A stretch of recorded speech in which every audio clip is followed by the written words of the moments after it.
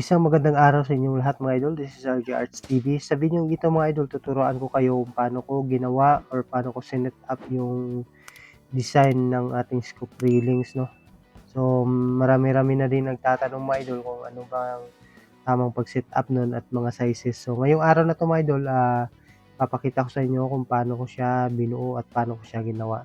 So, before nga ang lahat mga idol, no, shoutout ko lang ang ating isang masulid na subscriber dyan na si Manalastas, no, from Saudi Arabia. Pero originally mga idol nasa Nueva Ecija siya.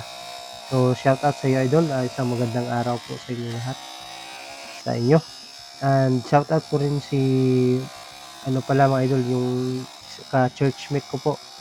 Shoutout ko din si Cover Out Home Channel. Kung gusto niyo matutong matutong tumugtog ng piano or keyboard, visit nyo lang yung kanyang channel which is Cover at Home. Isang magandang araw sa iyo idol. Shoutout ko rin nga po pala mga idol ang lahat ng mga subscribers natin dyan, no, na patuloy na sumusuporta sa ating YouTube channel. Maraming salamat po sa inyong panunood. So, ipa-flash ko lang dyan sa screen mga idol yung mga sizes na ginamit ko pala dito para hindi kayo mahirapan paano nyo sundan, no, yung ating pagbuo ng ating lagayan ng ating railings. So, itong gamit ko pala mga idol, nabili ko pala to from Temu, yung mini cutting disc, or pwede na rin siyang ilagay natin sa table natin kasi ano lang, pang DIY lang talaga siya, no? Pero kahit maliit lang yan mga idol, na nakakaputol yan ng mga 3/4 na marine, kaya niyang putulin. At saka kung aluminum tube, kaya din niyang putulin. So ngayon nga mga idol, no, inuguhitan ko na siya dito para bubutasan natin yan para sa kanyang design. So sundan nyo lang mga idol at titingnan nyo lang kung paano natin sinet up or paano natin binuo. Panoorin nyo hanggang sa dulo para makuha nyo. Tapos ulitin ko lang yung sizes na pala ginamit ko dito. Lahat pa-flash ko lang sa screen natin. Tingnan nyo lang dyan para hindi kayo maligaw kung gusto nyo talagang gayahin to. So bubutasan natin siya dito mga idol. So babarilahin lang muna natin.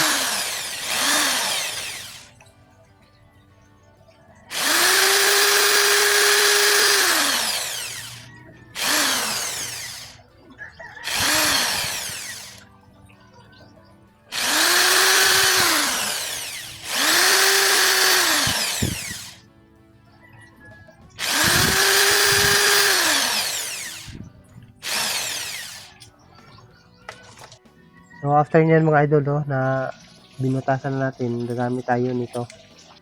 Maganda tong gamitin na tools nito mga idol kasi may blade din siya na pang tabas. So hindi na tayo mahihirapan. Unlike before na nahihirapan tayo.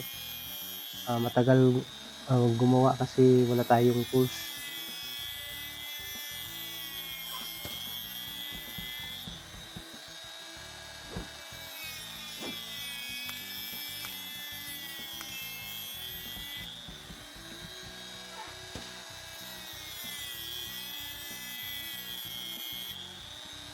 So, paalala lang mga idol, no, dandahan lang tayo sa paggamit ito kasi sobrang talas po ng ginamit natin na blade dyan. So, tatanggalin natin to mga idol, tapos lilinisin lang natin siya para maganda tingnan. So, papalitan natin ng bala yung ating mini grinder.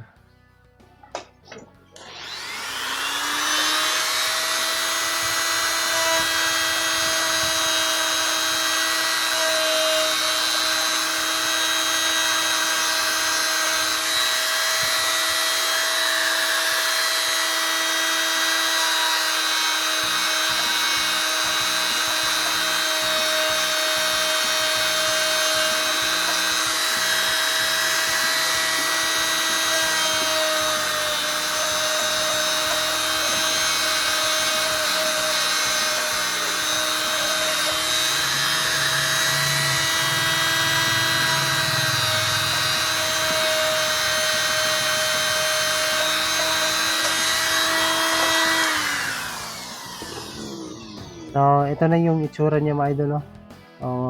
Ginawa na natin yung isa. So, pagkatapos niyan mga idol, ibubuhuyin na natin. So, gagamit lang tayo ng super glue diyan o show glue. Puwede yang show glue, pang-design lang naman 'to. So, ayan lang mga idol 'no, panoorin niyo lang hanggang sa dulo para, malaman niyo or matuto kayo paano ko ginawa yung kanyang design at ating, scoop railings. So, yun lang mga idol, God bless po sa ating lahat 'no, at isa pong magandang araw po sa inyo.